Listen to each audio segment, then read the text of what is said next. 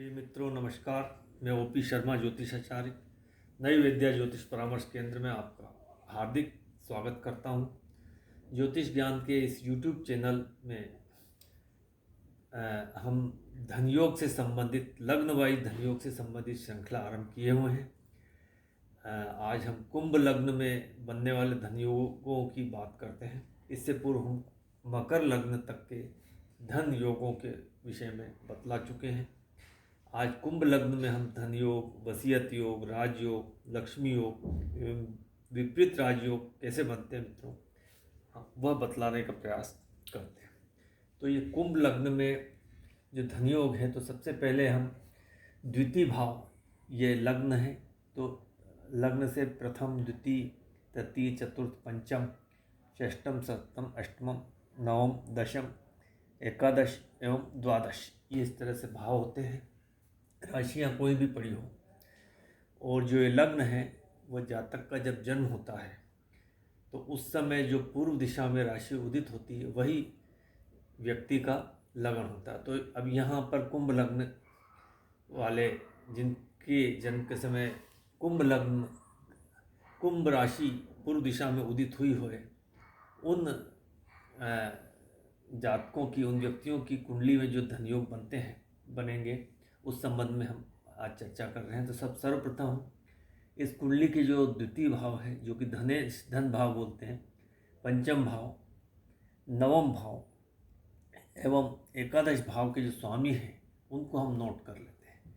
तो इसमें जो बनते हैं स्वामी, धन भाव एवं एकादश भाव का स्वामी एक ही होता है, गुरु, एवं पंचम भाव का स्वामी बुध एवं नवम भाव का स्वामी शुक्र होता है। तो ये जो गुरु, बुध एवं शुक्र आपस में जब दृष्टि डालते हैं एक दूसरे भाव पर, या अपने ही भाव पर दृष्टि डालते हों, या इन भावों में वो बैठे हों, या आपस में राशि परिवर्तन करते हों, तो धनयोग का निर्माण होता है। अब इस जो जन्म कुंडली है उसमें जो ये 4 केंद्र भाव होते हैं, ये प्रथम भाव, चतुर्थ भाव, सप्तम भाव एवं दशम भाव, ये केंद्र, और ये पंचम भाव, नवम भाव जो है ये त्रिकोण भाव होते हैं। तो इन 4 भाव को विष्णु भाव बोलते हैं, और ये जो त्रिकोण भाव है उनको लक्ष्मी भाव बोलते हैं। तो अब धनयोग के लिए गुरु इस कुंडली में यदि धन भाव में, मतलब अपनी ही राशि में बैठ जाए, या यहाँ लाभ भाव में बैठ जाए, वो भी अपनी राशि है, या ये गुरु यहाँ पर पंचम भाव में बैठे या नवम भाव में बैठे, तो यह गुरु धनयोग बना रहा है। इसके अलावा जो बुध है वो अपने पंचम भाव में बैठे या नवम भाव में बैठे, या लाभ भाव में, यहाँ एकादश भाव में बैठे, या ये धन भाव में बैठे, तब भी ये गुरु बुध जो है वह धनयोग बनाता है। कुंडली में जो शुक्र है वो अपनी ही राशि नवम भाव में बैठ जाए, या लाभ भाव में बैठे, या धन भाव में बैठे, या पंचम भाव में बैठे, तब भी ये धनयोग बनाता है। या ये जो गुरु या शुक्र या बुध केंद्र त्रिकोण में युति बनाकर कहीं बैठ जाए, इन भाव में या इन भाव में, या धन भाव में या लाभ भाव में युति बनाकर बैठे, तब भी ये धनयोग निर्माण होता है। अब मित्रों हम वसीयत के बात करते हैं।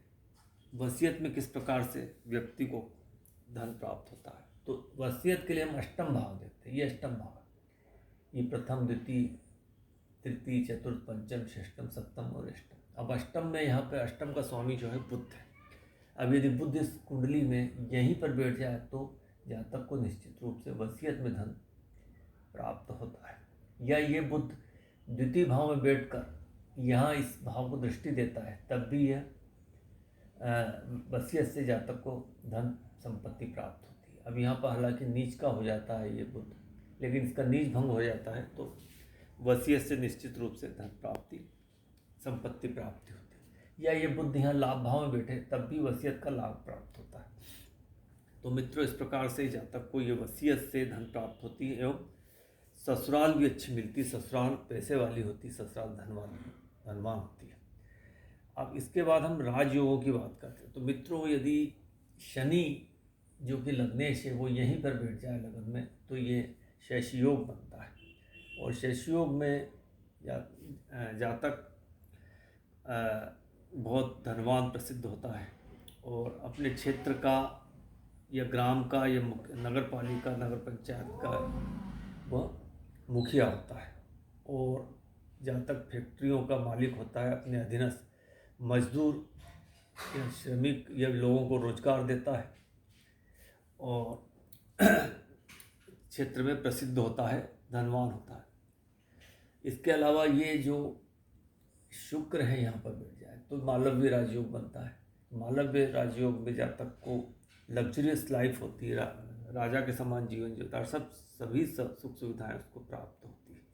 इसके अलावा यदि मंगल यहाँ दशम भाव में बैठ जाए तो रोचक राजयोग बनता है और रोचक राजयोग में जातक जो है पुलिस, आर्मी या प्रशासन में उच्च पद प्राप्त करता है और धनवान प्रसिद्ध होता है।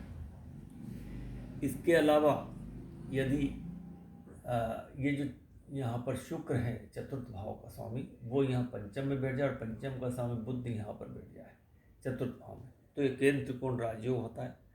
और इस राजयोग के तहत जातक को उच्च पद प्रतिष्ठा, धन संपदा, मान सब प्राप्त होता है। ये अच्छा राजयोग है।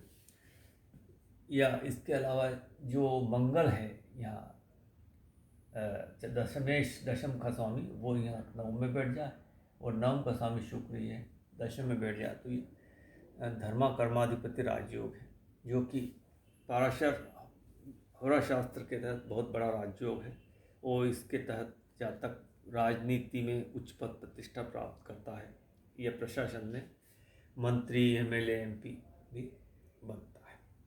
अब राजयोग के बाद हम लक्ष्मी योग की बात करते हैं। तो लक्ष्मी योग में यदि शनि यहाँ लगन में बैठे और शुक्र यहाँ पर नवम में बैठ जाए तो ये लक्ष्मी योग है। या ये शुक्र यहाँ पर बैठ जाए लगन में और ये शनि यहाँ पर उच्च का होकर बैठ जाए तो ये भी लक्ष्मी योग है। या ये दोनों जो ग्रह है शुक्र और शनि अपनी स्व या उच्च राशि में कहीं पर भी बैठ जाए, जैसे शनि यहाँ पर उच्च का होकर यहाँ पर बैठे या यहाँ 12वें भाव में भी जो है वो शनि अपनी राशि का हुआ, या ये शुक्र जो है यहाँ पर बैठे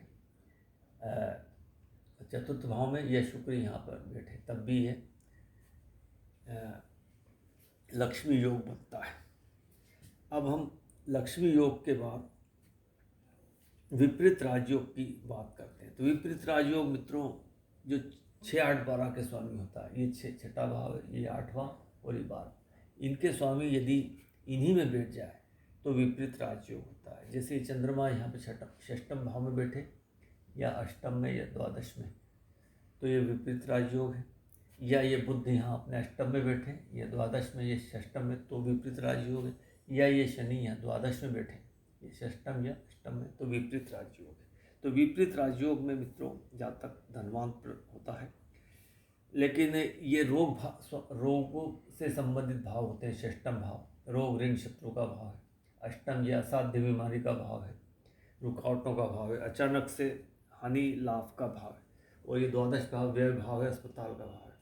तो जब ये इनके स्वामी इन्हीं में बैठेंगे तो जातक को बीमारी, रोग अवश्य होता है। इसलिए कुंडली का जो लग्नेश है वो यदि बली होता है तो वो रोगों से लड़ने में सक्षम होता है। और विपरीत राजयोग मित्रों, विपरीत राजयोग का मतलब होता है जातक को विपरीत परिस्थितियों का सामना करना पड़ता है और जो उसे राज या धन संपदा या सफलता मिलती है वो विपरीत परिस्थिति पार करने के बाद ही मिलती है। तो जातक जो है वो ग्राउंड लेवल से आने के बाद सफलताएं प्राप्त करता है। तो मित्रों इस प्रकार से ये कुंभ लग्न के धन योग, वसीयत, राजयोग, लक्ष्मी योग और विपरीत राजयोग के बारे में बताने का प्रयास किया गया। मित्रों यदि ये वीडियो आपको इन्फॉर्मेटिव लगता है तो वीडियो को लाइक कीजिए, शेयर कीजिए, चैनल को सब्सक्राइब कीजिए। और मित्रों वीडियो आपने पूरा देखा, मैं इसके लिए आपको बहुत बहुत धन्यवाद देता हूँ। नमस्कार।